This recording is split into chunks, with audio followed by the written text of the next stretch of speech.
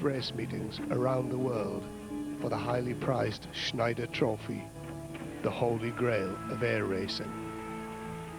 The Schneider Trophy during the 1920s and the early 30s pushed aerodynamics, propulsion, streamlining especially, to get the aeroplanes to fly faster. It was at international meetings such as this that the warplanes of the future were being forged. Italy, America, France, all won in turns. The first nation to win 3 races in 5 years would get to keep the Schneider Trophy forever. And in 1931 it happened.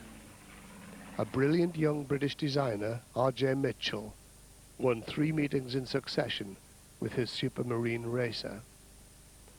Mitchell, chief aircraft designer for the Supermarine Company, principally designed warplanes. But in a time of grave economic recession, there was little or no government money available. Nonetheless, using the lessons learned from the record-breaking races of the Schneider circuit, Mitchell produced in 1936 one of the greatest fighters of all time, the legendary Mark I Spitfire.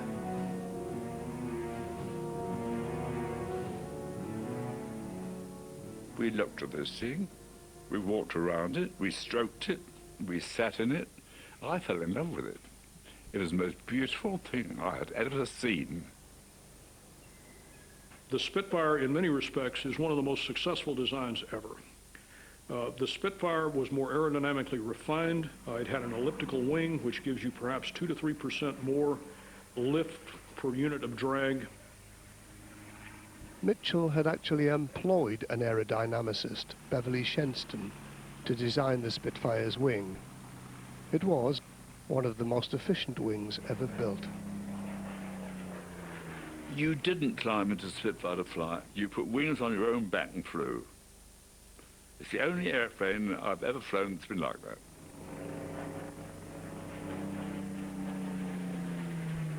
They were also the most deadly wings ever built, housing as they did 2 20mm cannon and 2 Browning machine guns.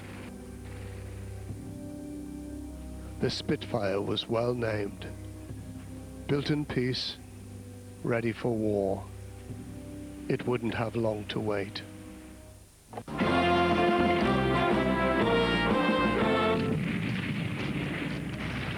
In 1939, the ferocity of Hitler's attack caught Europe unawares.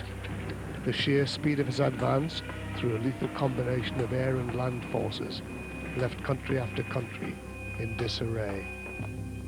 World War II would be a very different war. World War II is really the technology war. It's really quite a race, and the side that's going to win this race is really going to win the war. By combining and coordinating his forces, Adolf Hitler had created a battle system. Through the use of radio, his warplanes, tanks and infantry talked to each other. His commanders worked together as one in a fast-rolling wave of terror. This system had a name, Blitzkrieg, or Lightning War. Making the system work is key, and that's what you see in World War II, the development of these great technological systems. Hitler's unstoppable forces piled victory on victory until all that stood between them and total conquest of Europe was a strip of water a little over 20 miles wide. On the other side lay England. His army couldn't advance, but his air force could. Since man's first flight, this was Britain's worst nightmare. Hitler's Blitzkrieg system was one of attack. Britain's system, born of long experience, was one of defense. And what the Führer couldn't see was that an invisible wall stood between him and his ambitions. A wall that stood 5 miles high and 600 miles long, patrolled by warplanes such as the Spitfire. It was called Fighter Command, and it had a secret. Britain, even during the First World War, had developed the nucleus of a fighter defense system. They had developed a system of ground spotters, dedicated telephone lines going to a central control room which would plot the location of enemy aircraft on a continually updated map, and orders would then go out to fighter units to scramble and attempt to intercept them. The Observer Corps was Britain's eyes, but they could only see as far as the horizon. So in the 20s, they added ears.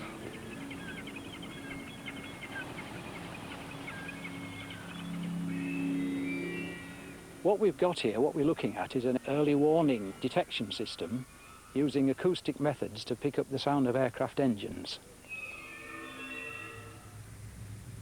The system was effective to a degree. On a quiet night, aero engines could be heard up to 20 miles away. Plans exist for a chain of these mirrors all around the southeast coast of England.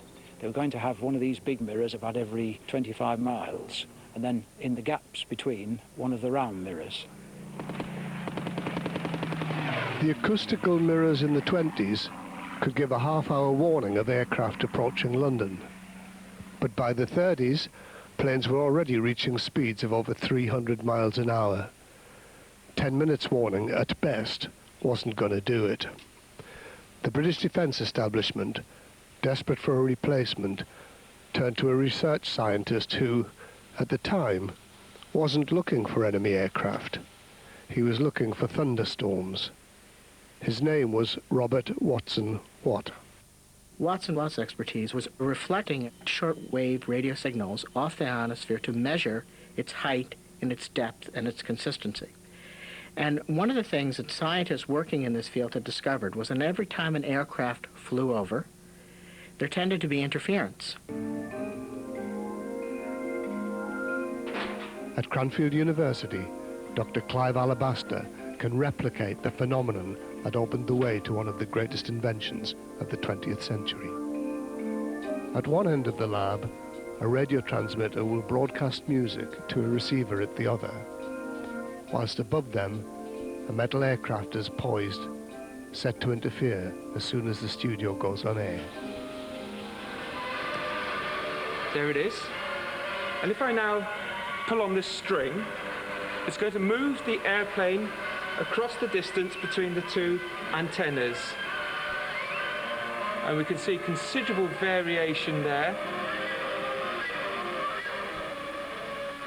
At this point, we've got the situation where the signal has gone weak.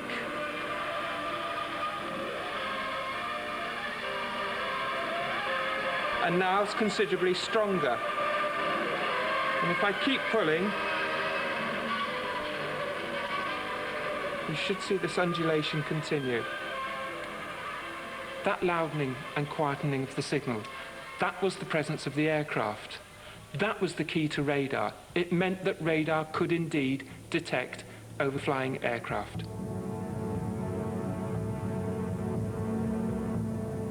That simple demonstration sold radar to the British government, and not a moment too soon. In 1935, Robert Watson Watt was not alone. Radar is not a British invention.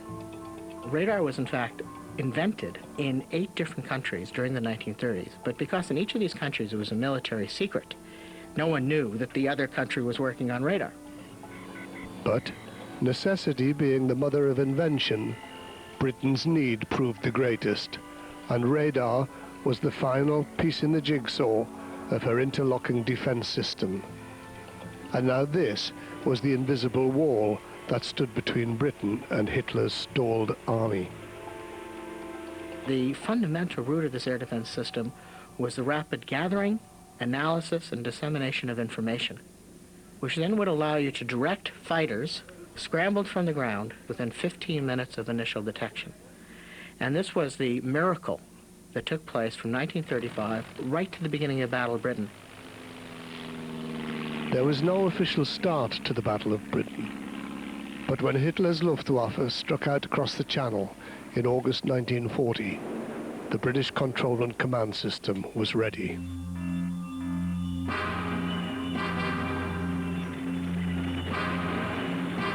Radar was about to meet its first serious challenge. We'd only been used to dealing with about 12 aircraft at a time the most. And you got this great big mass on your screen. We had to guess how many there were there.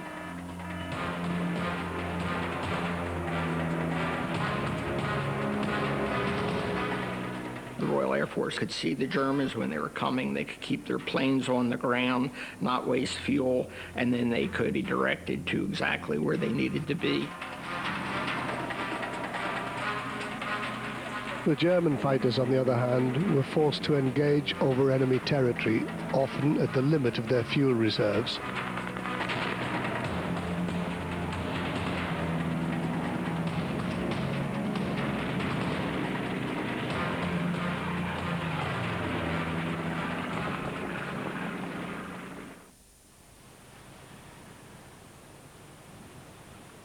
In those early days of the war, Britain freely exchanged military and scientific secrets with the United States. So it was with radar. On the island of Oahu in the South Pacific, the American Army installed radar units. When this device was sent out to Pearl Harbor, no one really knew what to do with it. No one really trusted this newfangled device. No one knew what it was because it was a secret device, so no one had been fully briefed. And the men that were running the radar station were very junior personnel.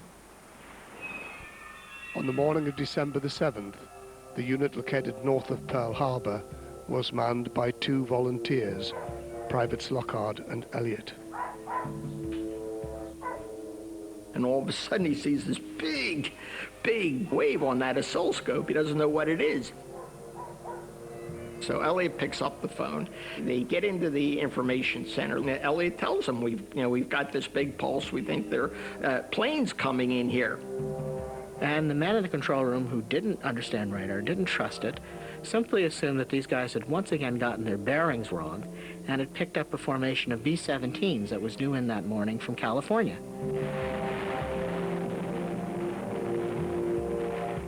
The failure to heed the warning on the morning of December the 7th wasn't a failure of the technology. It was a failure of the system. Immediately, the light went off, and the Army and the Navy embraced radar with a vengeance. The Japanese attack on Pearl Harbor meant America was no longer neutral, and Britain no longer stood alone.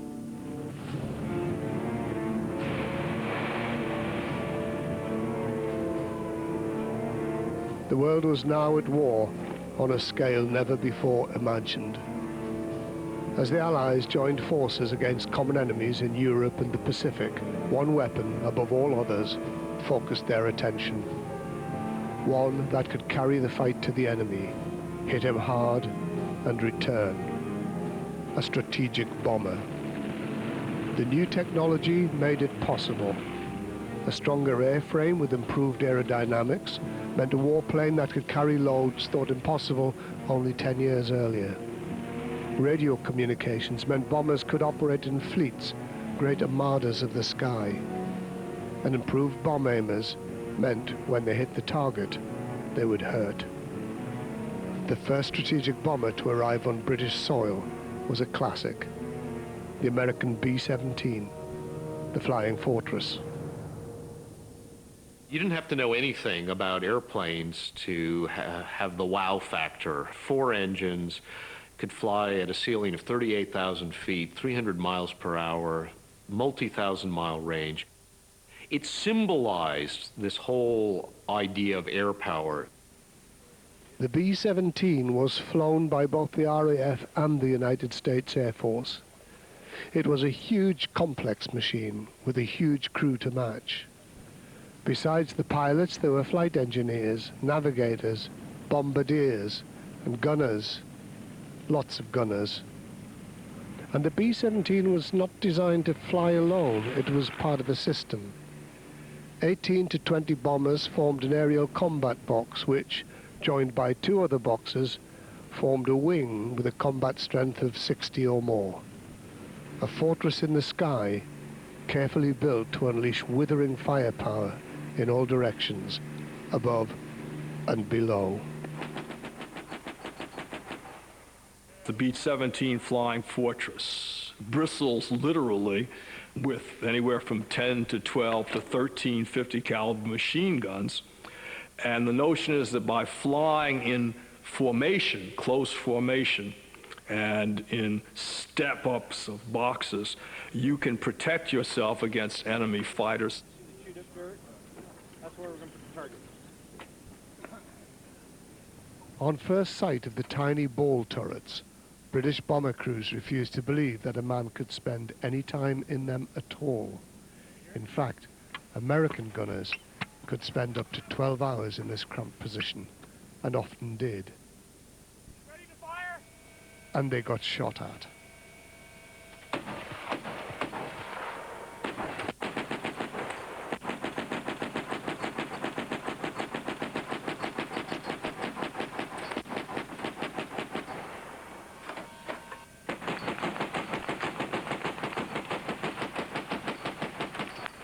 At the heart of the B-17 was the key to its bombing accuracy, the Norden bomb sight. Strategic bombing meant attacking the enemy's system like a virus, taking out rail yards, bridges, factories, radio facilities. American bombing philosophy was one of precision. American approaches to warfare have often entailed the belief that the use of technology can be a substitute for human casualties.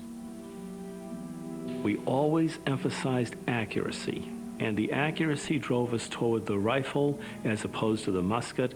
It drove us toward rifled artillery, and it's this impulse that really drives us subsequently toward developing the Norden bomb sight. But what drove Carl Norden, eccentric inventor of America's top-secret bomb sight, was not philosophy, but the need to defend his country against a surprise attack from sea. Throughout the 20s, Norden was working for the Naval Air Force. Ships at sea make very small targets, and at sea, a miss is as good as a mile. Norden built an analog computer from a gyroscope, motors, gears, mirrors, levers, and a telescope that could identify the moment of release for a bomb to find its target. And it would fly the plane while doing so. Norden's invention, which he gifted to the nation, was so top secret, bombardiers had to attend a ceremony in which they took an oath before even setting eyes on it.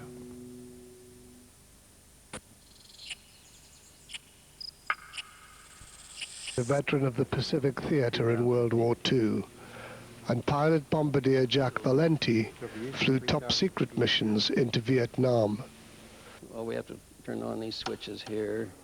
Between them, they represent the 25 years the Norden bomb sight was in service. We're going to select a target, like, for instance, that dam out there.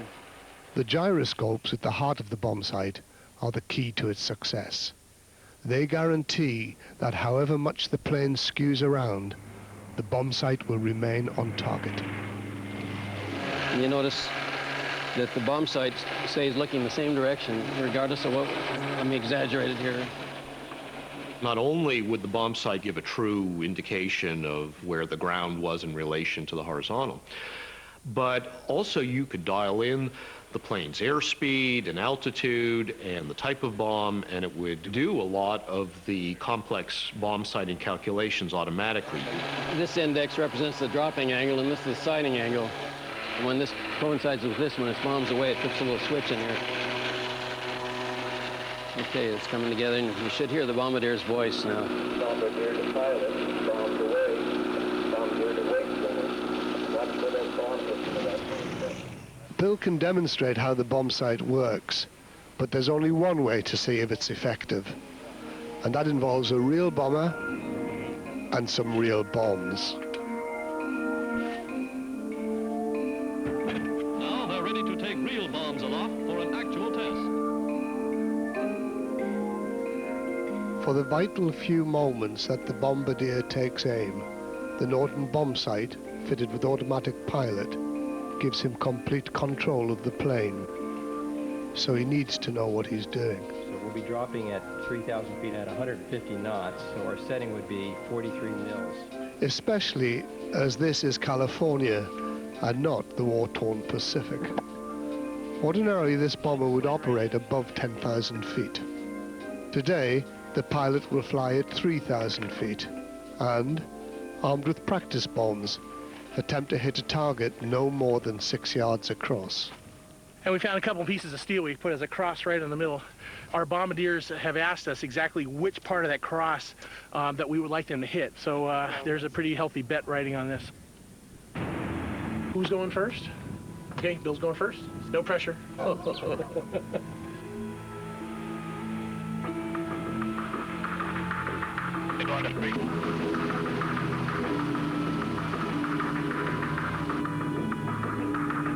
Ground, B-25 calling, this will be a hot run, this will be a hot run. Bill, Jack and the boys are approaching the target.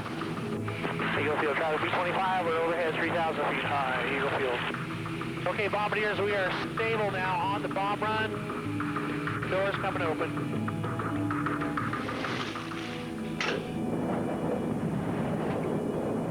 Bomb doors are open. How's it going, guys? Any corrections? While the bomb doors are open, Bill has control of the plane. Talk to me, guys. How's it going up there? For the first time in 60 years. Okay, bombardiers, we are steady on the run. How many doors coming open? Rack switch is on. What? Rack switch is on. I can't do it. Okay. Okay, guys, what's going on? We're burning up fuel like crazy here. We got to do something. What's going on? I need to know what the problem is. Let's let the other bombardier try for a minute. All right. Okay. All right, we're having trouble keeping this doggone gyro balanced. Are you sure that the precession knobs are back out so they're not rubbing? Yes, they're backed out. Jack has figured the problem with the gyro. He's ready to go. Eagle Field traffic B-25, we're rolling level on the hot rod, runway 30 Eagle Field. Okay, you wings level? I'm wings level. Left. Got it. Got it. Okay, I saw that one. Straight up half, you're on course.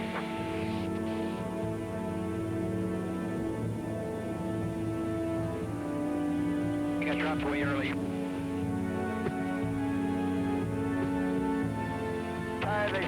A direct hit. Mission accomplished.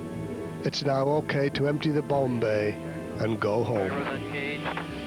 All switches on. Oh, look at that! Is that classic or what? That is awesome. Oh my God, that is cool. That is so cool. 20 to 25 yards to the right of the target. Yeah, it is. The veterans have done well. Had the bomb been live, Jack Valenti was as close to a direct hit as makes no difference. Well done, guys. Right down the middle of the road. Real impressed. Dang, that is something else. Good job, Bill and Jack. America had a good bomb sight. For British Bomber Command in 1943, pinpoint accuracy had ceased to be an issue. Carpet bombing, as the term implies, involved laying a vast carpet of incendiary and high explosive bombs on German towns and cities. And they chose to do this at night. Their object? To overwhelm the enemy's defenses with sustained and relentless onslaught. The Americans would attack them by day, the RAF would exhaust them by night, until they surrendered. The objective was to put 30 bombers a minute over the target, so the defenses were swamped by this concentration. This required bombers in unprecedented numbers. The bombers flew in a main force stream, which usually was 4,000 feet deep in height. And if there were 1,000 bombers in the raid, the length of the bomber stream could be as long as 100 miles. For the system to work, this vast armada of the night needed a target finder. a plane that could see in the dark and then illuminate it with flares. A unique marriage of radio technology, aircraft construction methods, experimental materials, and design genius would give them the answer. Mosquito. The Mosquito literally flew in the face of convention. It was unlike any other plane of World War II. In those dark days, when raw materials, manpower, and skilled mechanics were like gold dust, designers at de Havilland had the inspired idea of building the fastest fighter bomber in the world using furniture makers, women, and wood.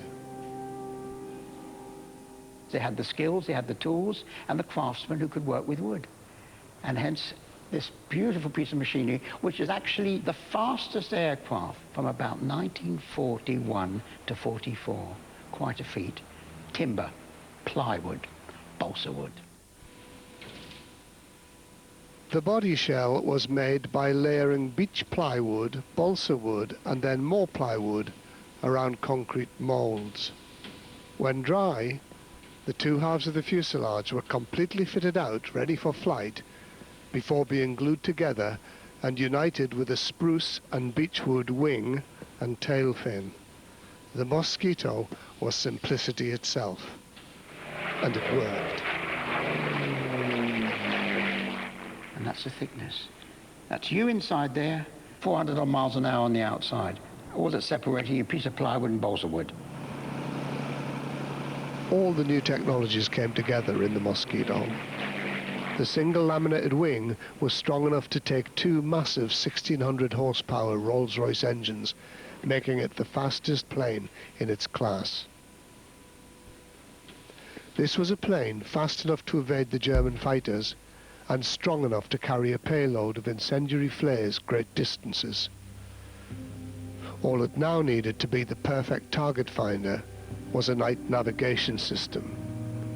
For that, they looked to the heavy bombers and a system known as G. The G set was perhaps the navigator's most important aid. The G system was dependent on a chart that corresponded to UK-based radio signals. What we're trying to do is measure the time difference between the arrival of two pulses transmitted from two stations in the UK. There's one located at the focus of this hyperbola, there's another one at the focus of this hyperbola. If you receive the signals exactly at the same time, you would be on a line that intercepts the two stations. If you receive the signals at a later time or an earlier time, then you'll be on another line that is either this or this side of the transmitter. Using two sets of lines, where those lines intercept, that will be your position. With G, the bomber crews were no longer flying blind, but its accuracy diminished over distance. For targets in Germany, it was almost useless. When you went over to the French coast, the accuracy might drop to 1 mile. Nearer to Germany would perhaps fall to 2 miles. And when you got deeper into Germany, you might get a fix with an accuracy of 5 miles if you were lucky. A system was tried that dedicated 2 transmitters, codenamed Cat and Mouse, to a single aircraft. The radio beams, where they crossed, would give a distinctive signal. By following that signal, which sounded like an oboe, the plane was guided to a specific map reference or target. Once there, a second radio signal would tell them to release their colored markers. Codename Oboe, when fitted to the Mosquito, gave Bomber Command their plane that could see in the dark. Oboe could control one aircraft to locate a target. It was so precise that the Germans thought that they had somebody sitting on the ground with a radio transmitter directing the aircraft in. You could almost hit you could hit an individual factory.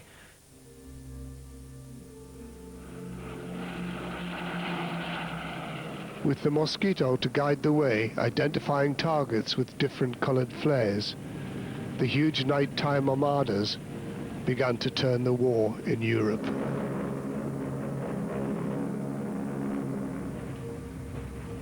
By late 43, early 44, Bomber Command could bomb more accurately by night than the U.S. Army Air Force could by day because of oboe and G. Precision bombing at night became a reality in Europe because the warplane was part of an integrated system. Interlocking technologies were definitely the key to military power. The war America was fighting in the Pacific underpinned this point. Here, the synchronization of air power with sea and land forces was the only key to defeating an enemy embedded on a series of islands protected by thousands of miles of water. This was an enemy whose homeland could only be hit from the air. But warplanes need bases, airstrips, ammunition, fuel supplies, and a safe place to go to. None of these were available in the Pacific of 1942. But even as the B-17s were leaving the factories in their thousands, a new strategic bomber was taking to the skies, one with its eyes locked on Japan, the Boeing B-29 Superfortress. זהו תאי שנור קולקטיב. לא, למעשה זהו תאי... Small army of veterans are rebuilding a B-29 that left this very site to go to war over half a century ago. When the war ended for Doc, a short spell of retirement was followed by a longer spell doing gunnery practice in the Mojave Desert. Doc was the target. Now, in the safe hands of the veteran army, Doc has finally come home.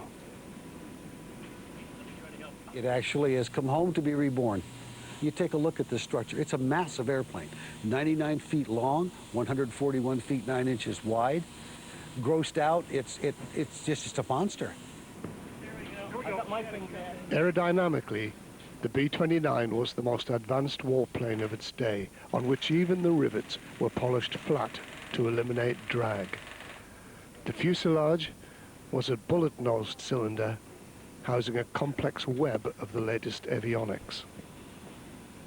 We were dealing here with a number of technologies that had to come together and with a mass industrial effort that had to be assembled and built to get this aircraft in service.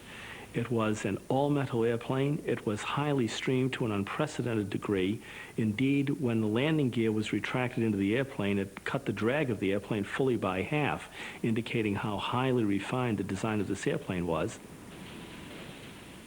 The B-29 flew further, faster, and higher because it had to. It had a specific job to do. In 1944, the only way bombers of the US Air Force could reach Japan was via improvised airstrips on mainland China. They, in turn, could only be approached via bases in India, and that meant crossing backwards and forwards over the Himalayas. This would be the B-29's run, the roof of the world.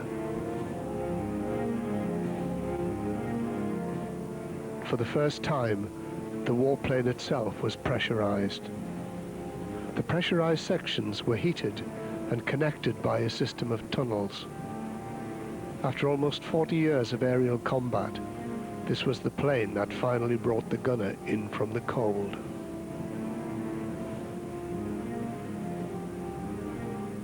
The gunner could sit here in his in shorts if he wanted to, and they actually did that, and in a t-shirt, and pressurized, and in comfort. And he could sit here and then work the gun sight away from the guns, and that made the gunner, he was a lot sharper as a result, and he could do his job a whole lot better and for longer periods of time. The centralized controls inside a pressurized system were popular with the air crews, but they were not supposed to go into combat under pressure. Being pressurized would be just like this at over 30,000, you know what I mean?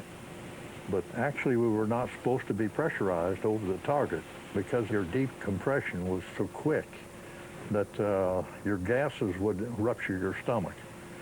But being young bucks, we flew all of our missions, high-altitude missions, pressurized. At high altitudes, the B-29 wasn't just part of a system, it was a system. Early computers, lightweight electronics, combined with its own life support and internal communication systems, meant the superfortress could, if necessary, go it alone. With the B-29, we see the blending of the emergent electronic revolution with the traditional aeronautics revolution. And this will lead us to what we term eventually weapons systems, aircraft that have a very strong electronic component to their design.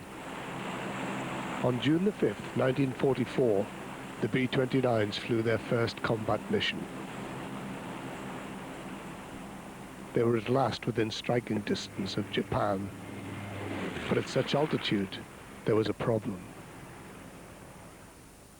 The jet stream over the Pacific was so strong that if you came into the jet stream over a Japanese target, you were practically standing still. And if you flew over the target with the jet stream, you were jetting across so that you just couldn't hit anything. At 30,000 feet, the B-29s could reach Japan, they just couldn't hit Japan. In July 1944, Bomber Command was handed over to General Curtis LeMay. Fresh from the European campaign, LeMay switched to a familiar strategy. Curtis LeMay says, to hell with all this foolishness. Take the defensive armament out of the B-29, except for the tail turret.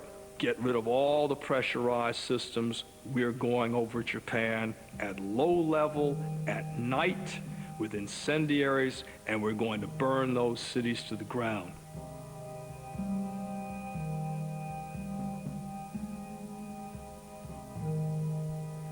The stripped-down B-29s were a devastating weapon. At the lower altitudes, they would hang as many firebombs as they could on the racks, and then they laid them up in there even. And when the bomb bay doors come closed, there was just about that much room. As island after island fell to the American forces, the bombers closed the net on Japan. Desperate to end the war, LeMay's use of the European strategy of low-level carpet bombing, although not the American way, seemed the only way.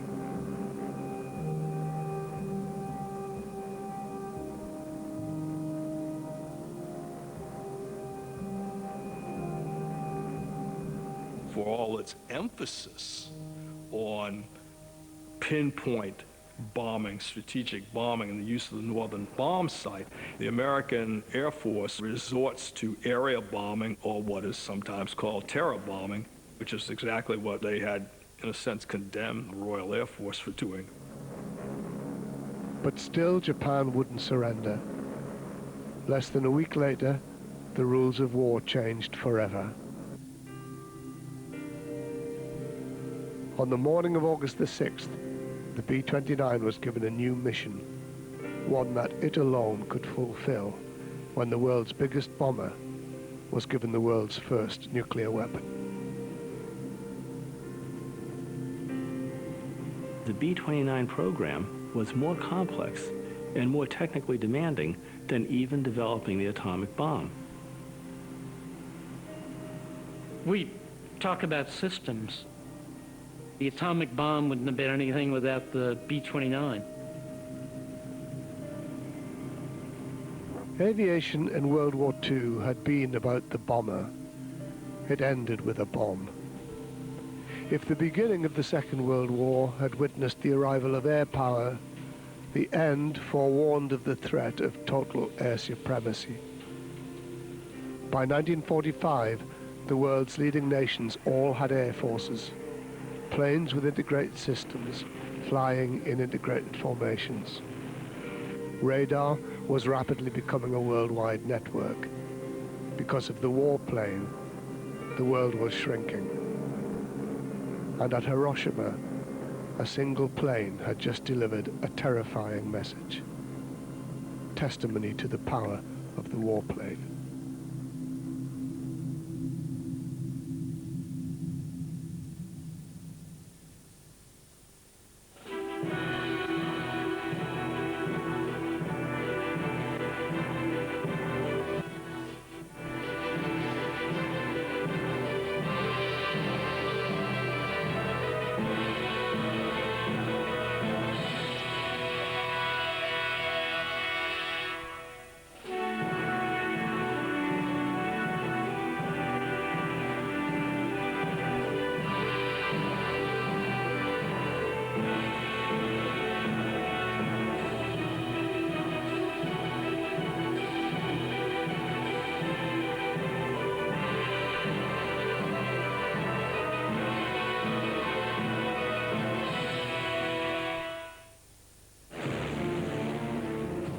very moment a machine took to the skies, it needed to change.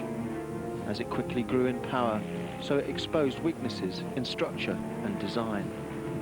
Struts and wires gave way to streamlined wings. Cloth and wood to steel and aluminium. Years of combat made strength a priority and speed a necessity.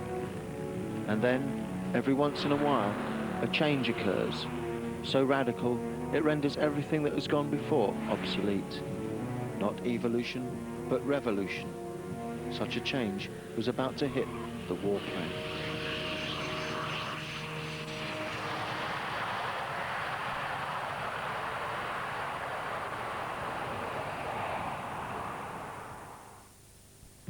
Today's jet fighter represents the state of the art in the continuing evolution of the warplane. Science is pushed to the very edge of its envelope to develop the next generation of airplane. From new materials, bigger, more powerful engines, the latest avionics, more sophisticated wing and weapons.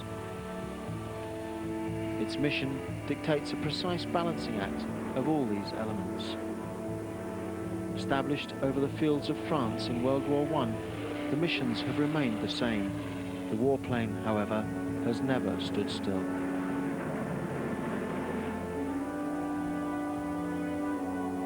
At the end of World War II, the piston-powered propeller plane was at the peak of its design. But as airplanes approached speeds of 500 miles per hour, the propeller's pulling power would drop drastically. It simply wouldn't function above a certain speed. And speed is the fighter's friend. To fly ever faster, something fundamental had to happen to the warplane.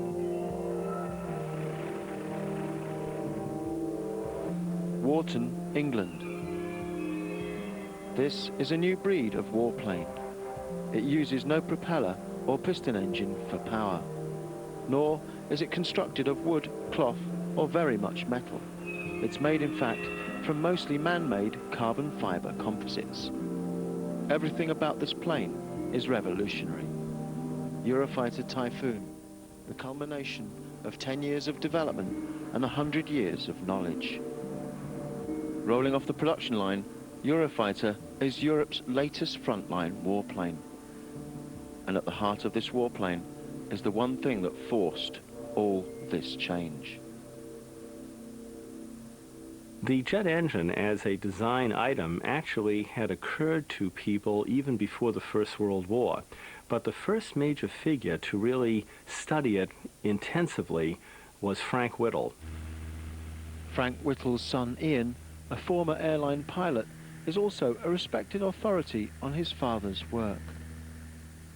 My father had a vision of aircraft flying at very high speeds, at very high altitudes, when he was very young.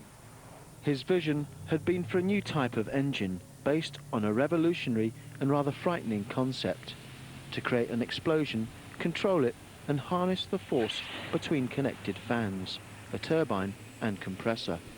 Frank Whittle had dreamed of the jet. He would use gas expansion in a way that would transform aviation. The year was 1929. Whittle was a mere 22-year-old. When he proposed his plan, airplanes looked like this and were doing a good job. Nonetheless, young Whittle took his dream to the top. Research scientist Arnold Griffiths. Griffith saw what he had to offer, and unfortunately, for reasons that nobody has really been able to work out, he told his mentors that the idea was not viable, and so the Air Ministry rejected it. It was a huge blow to the young Whittle, and at a time when Europe was by no means a settled continent. Within 3 years, the Nazis would begin their ascent from the rubble of the Great War. Hitler would begin in secret to build the greatest air force the world had ever seen.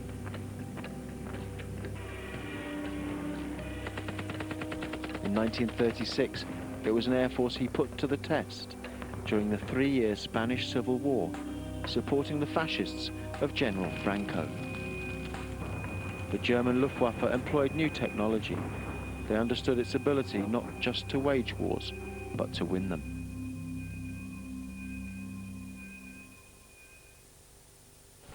By 1935, brilliant young German physicist Hans von Ohain had attracted the full support of airplane manufacturing giant Ernst Heinkel.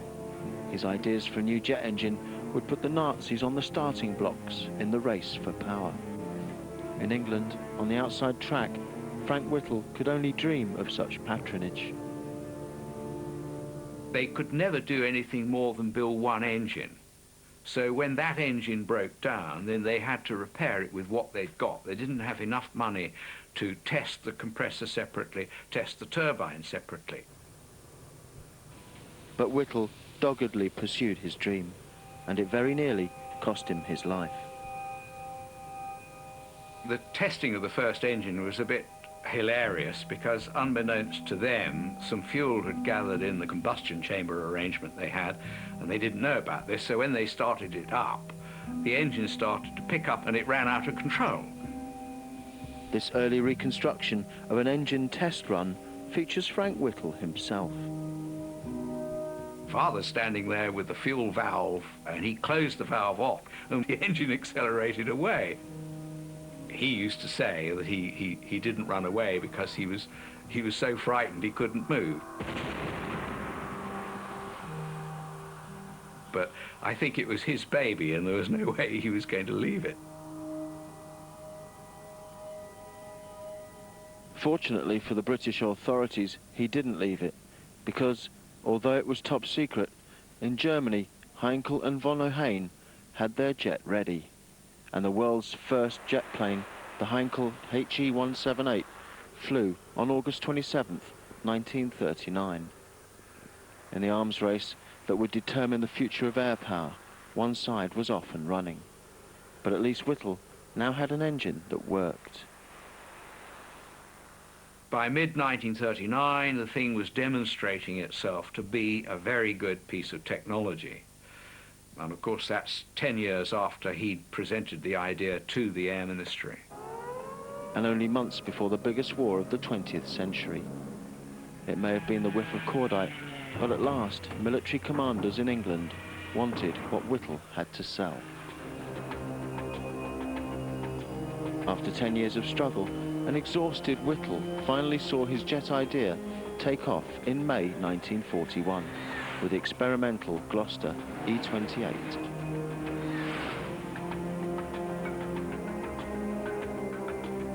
Germany, however, was still out in front in the most vital arms race in aviation history. The most deadly of all their innovations was the Messerschmitt Me-262. With its two-jet engines slung in pods beneath its wings, the Me-262 was 100 miles per hour, faster than the fastest Allied piston engine fighters. On July the 25th, 1944, the Me-262 became the first jet-powered warplane to see action. Rolled out the Meteor, the RAF's first production line jet fighter. Frank Whittle's vision was finally vindicated.